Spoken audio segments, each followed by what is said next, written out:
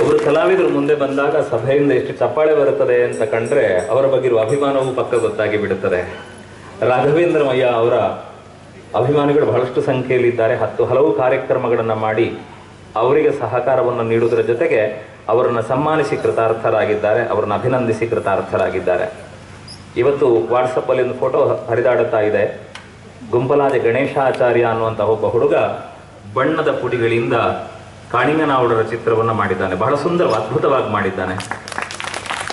ಅಂತಹ ಚಿತ್ರ ಇವತ್ತು ಹರಿದಾಡುತ್ತೆ. ನೋಡಿದಾಗ ತುಂಬ ಸಂತೋಷ ಆಯಿತು. ಯಾಕೆಂದರೆ ಒಂದು ಕಾಲಕ್ಕೆ ಕಾಳಿಂಗನಾವುಡರು ಕೂತಂತಹ ಜಾಗದಲ್ಲಿ ಇವತ್ತು ರಾಘವೇಂದ್ರ ಮಯ್ಯ ಅವರು ಕೂತುಕೊಂಡು ಈ ಕಾರ್ಯಕ್ರಮವನ್ನು ನಡೆಸ್ತಾ ಇದ್ದಾರೆ.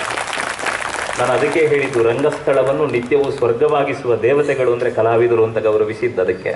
ಹಾಗಾಗಿ ಇವತ್ತು ನಮ್ಮೊಂದಿಗೆ ಕಾಳಿಂಗನಾವುಡರು ಇಲ್ಲದೆ ಹೋದರೂ ಅವರ ನೆನಪು, ಅವರ ಹಾಡು, ಅವರ ಜೀವನದ ನಡೆ ಎಲ್ಲವನ್ನು ತಮ್ಮ ಕಣ್ಣ ಮುಂದೆ ಕಟ್ಟಿಕೊಂಡು ಬಾಳುವಂತಹ ಭಾವುಕರು ಬಹಳಷ್ಟು ಮಂದಿ ನಾವಿದ್ದೇವೆ. ಅದಕ್ಕೆ ಕಾರಣ ಅವರು ಒಬ್ಬ ಕಲಾಮಾತೆಯ ಪ್ರೀತಿಯ ಮಗನಾಗಿ ಬೆಳೆದದ್ದು, ಬದುಕಿನುದ್ದಕ್ಕೂ ಸೇವೆಯಾಗಿ ಅದನ್ನು ನಡೆಸಿದ್ದು. ಈ ಸಂದರ್ಭದಲ್ಲಿ ಅಂತಹ ಹಿರಿಯ ಚೇತನಗಳನ್ನು ನೆನಪು ಮಾಡಿಕೊಳ್ಳುತ್ತಾ ಈ ಯಕ್ಷಗಾನ ಕ್ಷೇತ್ರದಲ್ಲಿ ಉನ್ನತವಾದಂತಹ ಸಾಧನೆಯನ್ನು ಮಾಡುತ್ತಾ ಜನಪ್ರೀತಿಗೆ ಭಾಜನರಾದಂತಹ ರಾಘವೇಂದ್ರ ಮಯ್ಯ ಅವರಿಗೆ ಇವತ್ತು ಅಭಿನಂದನೆಗಳನ್ನು ಸಲ್ಲಿಸ್ತಾ ಇದ್ದೇವೆ. ಅವರದ್ದಾದಂತಹ ಕಂಠಸಿರಿ ಶಾಶ್ವತವಾಗಲಿ, ಜನಮಾನಸದಲ್ಲಿ ಶಾಶ್ವತವಾದ ನೆನಪನ್ನು ಮೂಡಿಸಲಿ. ಅವರಿಗೆ, ಅವರ ಕುಟುಂಬಕ್ಕೆ ಶ್ರೀದೇವರು ಸಮಸ್ತ ವಿಧ ಸನಮಂಗಲವನ್ನು ಅನುಗ್ರಹಿಸಲಿ ಅಂತ ಈ ಸಂದರ್ಭದಲ್ಲಿ ಪ್ರಾರ್ಥಿಸ್ತಾ ಬೆಳ್ಳಿಯ ತಾಳಗಳನ್ನು ಶ್ರೀತರಿಗೆ ಸಮರ್ಪಣೆ ಮಾಡುತ್ತಾ ಈ ಅಭಿನಂದನೆಗಳನ್ನು ಸಲ್ಲಿಸ್ತಾ ಇದ್ದೇವೆ. ಸೌಗೂರು ಅಮೃತೇಶ್ವರಿ ಹಾಲಾಡಿ ಮೇಳಗಳಿಗೆ ಸೇವೆಯನ್ನು ಮಾಡುತ್ತಾ ಸಾಲಿಗ್ರಾಮದಲ್ಲಿ ಸುಮಾರು 20 ವರ್ಷಗಳಿಂದ ಭಾಗವತರವಾಗಿ ಸೇವೆ ಸಲ್ಲಿಸಿರುವಂತಹ ರಾಘವೇಂದ್ರ ಮಯ್ಯ ಅವರಿಗೆ ನಿಮ್ಮೆಲ್ಲರ ಪರವಾಗಿ ಹಾರ್ದಿಕವಾದ ಅಭಿನಂದನೆಗಳು.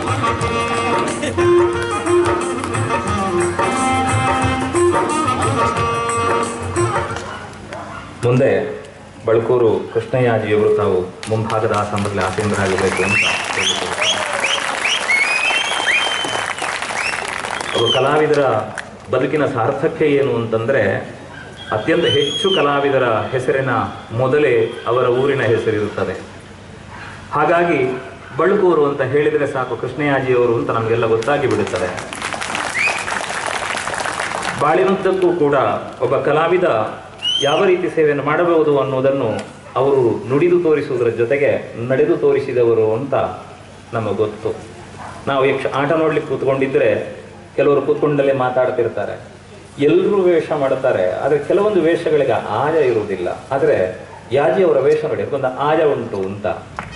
ಆ ಆಯ ಅಳತೆ ಇದ್ದದ್ದು ಕೇವಲ ಯಾಜಿಯವರ ವೇಷಕ್ಕಲ್ಲ, ಅವರ ಬದುಕಿನುದ್ದಕ್ಕೂ ಅದನ್ನು ಅವರು ಉಳಿಸಿಕೊಂಡವರು ಅಂತ ಬಹಳ ಅಭಿಮಾನದಿಂದ ಹೇಳುತ್ತಾ, ಬಹುಶಃ ತನ್ನ ಅಜ್ಜ ರಂಗಸ್ಥಳದಲ್ಲಿ ಕುಣಿಯುವ ಜೊತೆಗೆ ತನ್ನ ಮೊಮ್ಮಕ್ಕಳನ್ನು ಕುಣಿಸುವಲ್ಲಿವರೆಗೆ ಯಾಜಿಯವರು ಕೆಲಸ ಮಾಡಿದ್ದಾರೆ ಅಂತಂದರೆ ಯಕ್ಷಗಾನದ ಕುರಿತಾದಂತಹ ಅವರ ಸಾಧನೆ, ಅವರ ಪ್ರೀತಿ, ಅವರ ಆರಾಧನಾ ಭಾವ ಏನು ಅನ್ನೋದು ನಮಗೆ ಅರ್ಥ ಆಗ್ತದೆ.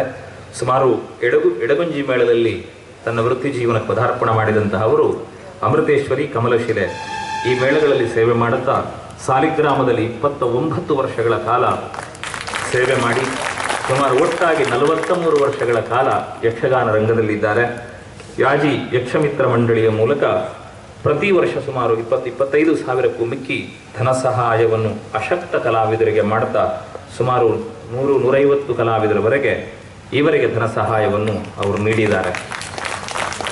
ಒಟ್ಟಿನಲ್ಲಿ ಹೇಳಬೇಕೇನು ಅಂತಂದರೆ, ನನಗೆ ಮತ್ತೆ ನೆನಪಾಗುವುದು, ಒಬ್ಬ ಯಕ್ಷಗಾನದ ರಂಗಸ್ಥಳದಲ್ಲಿ ಒಬ್ಬ ಕಲಾವಿದ ತನ್ನ ಜೀವನದಲ್ಲಿ ಸಾವಿರ ಹೆಜ್ಜೆಗಳನ್ನು ಇಡುತ್ತಾನೆ. ಆ ಹೆಜ್ಜೆಗೆ ಜೊತೆಗೂಡುವಂತಹ ಗೆಜ್ಜೆಯ ನಿನಾದ ಅದು ಅವನ ಬಾಳಿನ ಸಂಗೀತವಾಗಿರುತ್ತದೆ. ಹಾಗಾಗಿಯೇ ಅನ್ನ ಕೊಡುವ ದೇವರು ಅಂತ ಕೈಯಲ್ಲಿ ಗೆಜ್ಜೆಯನ್ನೆತ್ತಿಕೊಂಡು ದೇವರನ್ನು ಸ್ಮರಣೆ ಮಾಡಿ ಕಣ್ಣಿಗೊತ್ತಿಕೊಂಡು ನಮಸ್ಕರಿಸಿ ಕಲಾವಿದನಾದವ ಕಾಲಿಗೆ ಗೆಜ್ಜೆ ಕಟ್ಟುತ್ತಾನೆ ಅಂದರೆ ಭಗವಂತ ನಮ್ಮ ಬದುಕಿನುದ್ದಕ್ಕೂ ಈ ಗೆಜ್ಜೆಯ ಅನುರಣನ ಶಾಶ್ವತವಾಗಲಿ ಎನ್ನುವ ಪ್ರಾರ್ಥನೆ ಇರುತ್ತದೆ. ಬಂಧುಗಳೇ, ಅವರ ಕಾಲಿನ ಗೆಜ್ಜೆ ಕಟ್ಟಿದ ಹೆಜ್ಜೆ ನಮ್ಮ ಬದುಕಿನ ಹೆಜ್ಜೆಗೂ ಸಂತೋಷವನ್ನು ಕೊಟ್ಟಿದೆ, ಹೆಜ್ಜೆನಿನಂತಹ ಸವಿಯನ್ನು ಕೊಟ್ಟಿದೆ. ಹಾಗಾಗಿ ಹಗಲನ್ನು ರಾತ್ರಿಯಾಗಿಸಿಕೊಂಡು ರಾತ್ರಿಯನ್ನು ಹಗಲಾಗಿಸಿಕೊಂಡು ಕಾಣುವ ಕಣ್ಣುಗಳಿಗೆ ಸಂತೋಷ ಕೊಡುವ ಕಾಯಕದಲ್ಲಿ ಈವರೆಗೆ ತಮ್ಮನ್ನು ತೊಡಗಿಸಿಕೊಂಡು ಬಂದಿರುವ ಶ್ರೀಯುತ ಬಳಕೂರು ಕೃಷ್ಣಯ್ಯಾಜಿಯವರಿಗೆ ಬೆಳ್ಳಿಯ ಗೆಜ್ಜೆಯನ್ನು ಸಮರ್ಪಣೆ ಮಾಡುತ್ತಾ ಈ ಹೊತ್ತು ಅಭಿನಂದನೆಯನ್ನು ಸಲ್ಲಿಸುವವರಿದ್ದೇವೆ. ದೇವರಲ್ಲಿ ಯಾವತ್ತೂ ನಾವು ಪ್ರಾರ್ಥಿಸುವುದಿಷ್ಟೇ, ಅವರ ಕಾಲಿನ ಗೆಜ್ಜೆಯ ನಿನಾದ ಇನ್ನು ಮುಂದಕ್ಕೂ ನಿರಂತರ 100 ಕಾಲ ಕೇಳಿ ಬರಲಿ. ಆ ಗೆಜ್ಜೆಯ ನಿನಾದ ಅದು ಶಾಶ್ವತವಾದಂತಹ ನೆನಪಾಗಿ ಉಳಿಯಲಿ. ಅವರ ಬದುಕು ಬಂಗಾರವಾಗಲಿ. ಅವರಿಗಿನ್ನು ಮುಂದಕ್ಕೂ ಆರೋಗ್ಯವನ್ನು ಆಯುಷ್ಯವನ್ನು ಭಗವಂತ ಅನುಗ್ರಹಿಸಲಿ ಅಂತ ಅಧಿದೇವರಲ್ಲಿ ಭಕ್ತಿಯಿಂದ ಪ್ರಾರ್ಥನೆ ಮಾಡುತ್ತಾ ಈ ಬೆಳ್ಳಿ ಗೆಜ್ಜೆಯನ್ನು ಸಮರ್ಪಣೆ ಮಾಡುತ್ತಾ ಇದ್ದೇವೆ.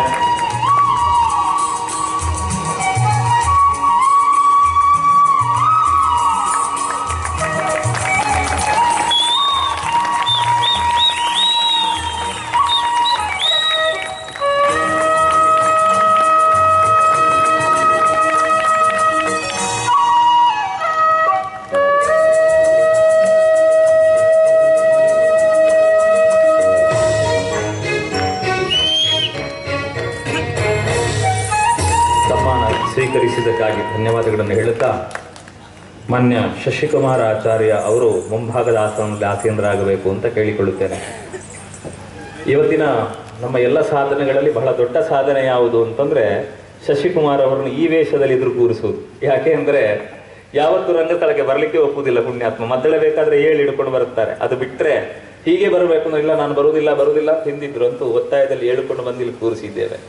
ಅವರನ್ನು ಯಾಕೆ ಸನ್ಮಾನ ಮಾಡುವುದು ಅಂತಂದ್ರೆ ಇವತ್ತು ಕಲಾವಿದರಿಗೆ ನೀಡಿದಂತಹ ಬೆಳ್ಳಿಯ ತಾಳ ಮತ್ತು ಬೆಳ್ಳಿಯ ಗೆಜ್ಜೆ, ಮೊನ್ನೆ ಪೆರಡೂರು ಮೇಳದಲ್ಲಿ ಗೋಪಾಲಾಚಾರ್ಯರಿಗೆ ಜನ್ಸಾಲಿ ಅವರಿಗೆ ಕೊಟ್ಟಂತಹ ಬೆಳ್ಳಿಯ ತಾಳ ಬೆಳ್ಳಿಯ ಗೆಜ್ಜೆ, ಇದೆಲ್ಲವನ್ನು ಕೂಡ ಅತ್ಯಲ್ಪ ಸಮಯದಲ್ಲಿ ಅತ್ಯಂತ ಶ್ರದ್ಧೆಯಿಂದ ಅತ್ಯಂತ ಸುಂದರವಾಗಿ ನಿರ್ವಹಿಸಿಕೊಟ್ಟ ಒಬ್ಬ ಶಿಲ್ಪಿ ಶ್ರೀಯುತ ಶಶಿಕುಮಾರ ಆಚಾರ್ಯ ಅವರು. ಅವರ ಬಗ್ಗೆ ಬಹಳಷ್ಟು ಮಂದಿ ಗೊತ್ತಿದೆ. ಪ್ರಸಿದ್ಧ ಮದ್ದಳೆ ವಾದಕರಾಗಿ ಕಲಾ ಸೇವೆಯನ್ನು ಮಾಡುತ್ತಾರೆ. ಜೊತೆಗೆ ಹಲವು ಕಾರ್ಯಕ್ರಮಗಳಲ್ಲಿ ಕಾಣಿಸಿಕೊಳ್ತಾ ಆ ಕಾರ್ಯಕ್ರಮದಲ್ಲಿ ಆ ಕೆಲಸದಲ್ಲಿ ಒಂದು ಸಂತೋಷವನ್ನು ಕಂಡು ಅದು ಕೂಡ ದೇವರ ಪೂಜೆ ಅಂತ ಭಾವಿಸ್ತವ್ರು ಯಾವತ್ತೂ ಹೇಳ್ತಾರೆ.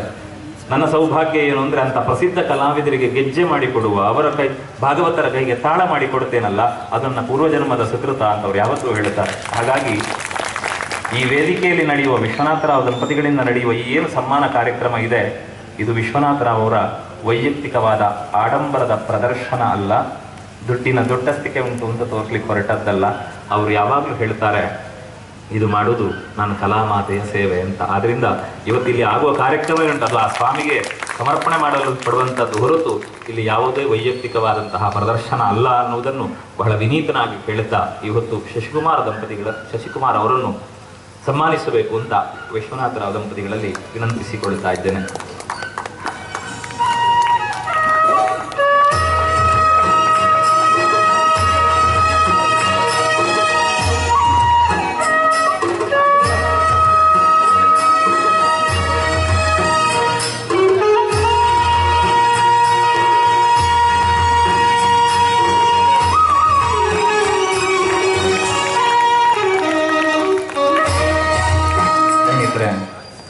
ಸಂಕಲ್ಪಗಳು ಶುದ್ಧವಾದಾಗ ದೇವರ ಅನುಗ್ರಹ ಒದಗ್ತದಂತೆ. ಶಶಿಕುಮಾರ್ ಹೇಳ್ತಿದ್ರು, ನನಗೆ ಏನಾದ್ರೂ ಮಾಡಿ ಧಾರೇಶ್ವರಿಗೆ ಒಂದು ನಮಸ್ಕಾರ ಮಾಡಬೇಕು ಅಂತ ಹೇಳ್ತಿದ್ರು ಅವರು.